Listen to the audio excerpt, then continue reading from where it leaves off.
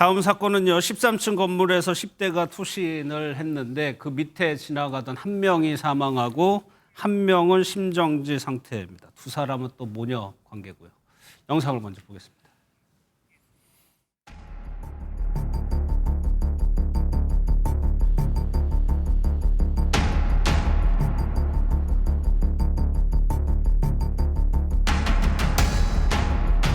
쿵 하고 차에 처음에 친 줄 알았어요.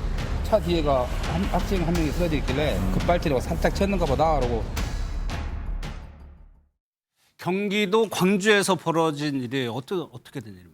네, 어제 낮 2시 반쯤에 경기도 광주의 한 13층짜리 상가 건물 아래서 벌어진 일입니다. 이 상가 건물에서 10대 여성이 몸을 던지는 일이 있었는데요. 그리고 그 당시 거리를 지나던 시민 3명을 덮치게 됐습니다. 예. 45세 엄마와 11살 딸, 23살의 남성 위로 여성이 떨어졌다고 하는데 이 일로 11살 소녀는 현장에서 목숨을 잃었다고 전해지고요. 예. 소녀의 엄마는 심정지 상태로 병원으로 옮겨서 치료를 받고 있는 상태고 20대 남성은 어깨를 다쳐서 역시 치료를 받고 있지만 생명의 지장은 없는 상태인 것으로 전해지고 있습니다. 예, 그러니까 모녀 투신한 10대도 뭐 안타깝지만 이제 모녀 한 명은 사망하고 한 명은 심정지 상태고 그럼 이건 투신한 10대도 지금 사망을 한 상황인 거죠? 네, 그렇습니다. 이 투신한 18세 여성 같은 경우에도요, 심정지 상태로 이 40대 여성과 함께 병원에 이송됐지만 오늘 결국 사망 판정 받고 말았습니다. 예, 이게 참 길 가다가 당한 사고여서 이게 참 그 거리를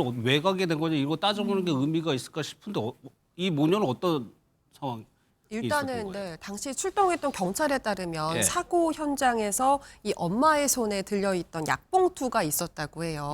딸의 이름이 적힌 약봉투였다고 하는데 그래요? 이제 아무래도 이걸 봤을 때 모녀가 뭐 병원에 다녀오다가 이제 이런 변을 당한 것이 아닌가 이렇게 추정해 볼 수 있을 것 같습니다. 예, 그리고 이 투신한 10대 여성이 뛰어내는 시기가 오후니까 낮에 그랬다는 거죠? 그렇습니다. 예, 그런데 사실 이 아무래도 10대 여성이 우발적으로 투신을 한 게 아닌가라는 예. 생각이 듭니다.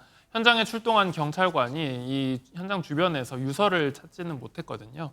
그래서 우발적인 게 아닌가라는 생각이 들고 경찰 측이 사고 경위를 자세히 조사할 것으로 보이니 이 사고 경위에 따라서 시간을 두고 좀 지켜봐야 될 것 같습니다. 예, 이게 사망까지 어떻게 이어질 수 있겠지 뭐 의문이 들 수도 있겠지만 실제로 위에서 떨어지면 무게가 적더라도 상당한 힘을 받게 되는 거잖아요. 네, 그렇습니다. 아무래도 고층에서 투신을 했기 때문에 이 10대 여성 몸무게 그렇게 많이 나갈 것 같진 않은데요. 예. 13층에서 떨어지다 보니까 이 무게와 높이에 비례해서 가속력이 붙으면서 이 모녀에게 가해진 충격이 상당했을 것 같습니다. 실제로요, 1kg짜리 가벼운 물건이라도 이 아파트 10층 높이에서 떨어지면 이 밑에 있는 행인한테 느껴지는 충격이 무려 이 4톤 가량의 4톤이요? 무게와 정면 충돌하는 것 정도의 충격이라고 하니까요. 예. 이 때문에 단지 길을 걷던 이 11세 딸이 바로 현장에서 직사했던 것이 아닌가라는 생각이 듭니다. 예.